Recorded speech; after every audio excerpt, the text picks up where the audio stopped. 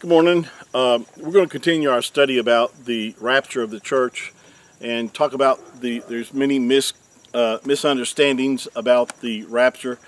And the reason that I think that a lot of people have misunderstandings about the rapture, that they're confusing different issues.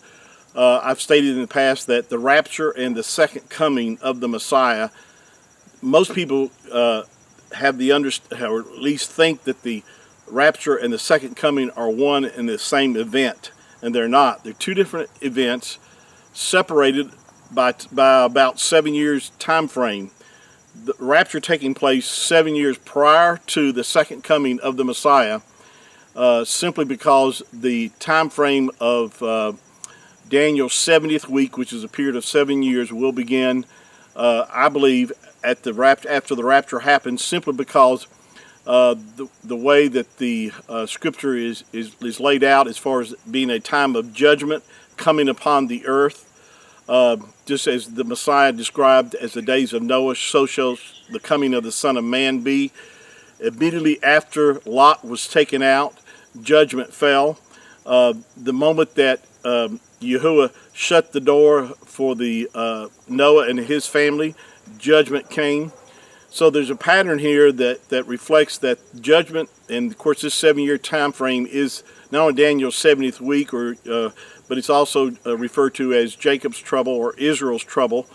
And this time frame is this 7 year period of time, which has to do mainly with the nation of Yasharel or Israel.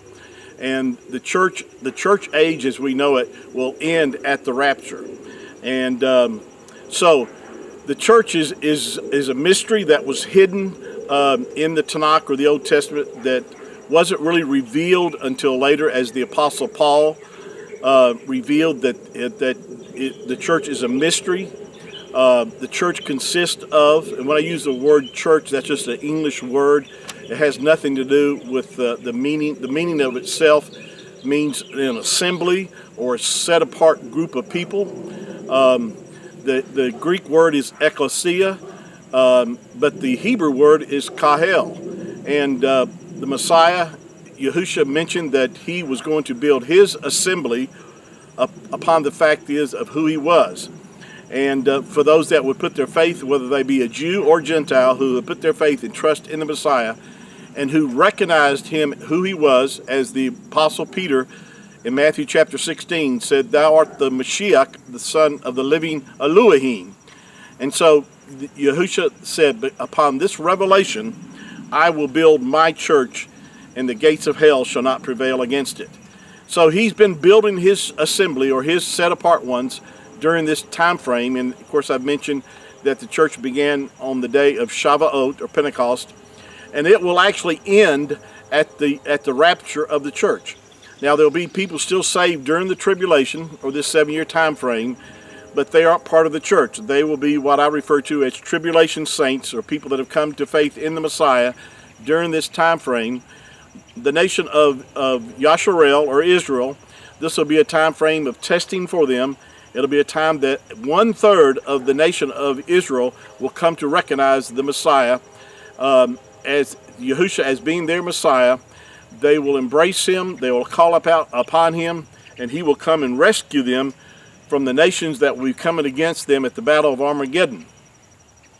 2/3 of the Jewish people will die in the tribulation, and but also over half the population of the world, which will be about approximately 4 billion people, will also perish during this terrible time frame. So, but there, like I said, there will be people saved during this time frame. At the end of the tribulation, or Daniel's 70th week, or Yasharel's trouble, at the end of this, when the Messiah comes back, then at that time, those that have put their faith and trust in the Messiah will be allowed to enter in their natural bodies into the millennial reign of the Messiah. They will not have their resurrected bodies. They will be in natural bodies, because they'll help repopulate the world. And the sinners will be taken off the earth in the sheep and goat judgments, and the goats will be taken off the earth, being they represent the wicked one. Also, it's the same parable about the wheat and the tares. the wheat will be gathered into and be allowed into the millennial reign here on the earth with the Messiah, but the tares will be taken off the earth and to be cast into the lake of fire. Now, we'll pick this up on our next session, so I just wanted to reintroduce and say some things I've already covered, but also help to clear up some misunderstandings that people have in regard to this time frame. So until then, please continue to share my videos. I thank you all that have done that. If you haven't subscribed to my channel, please do.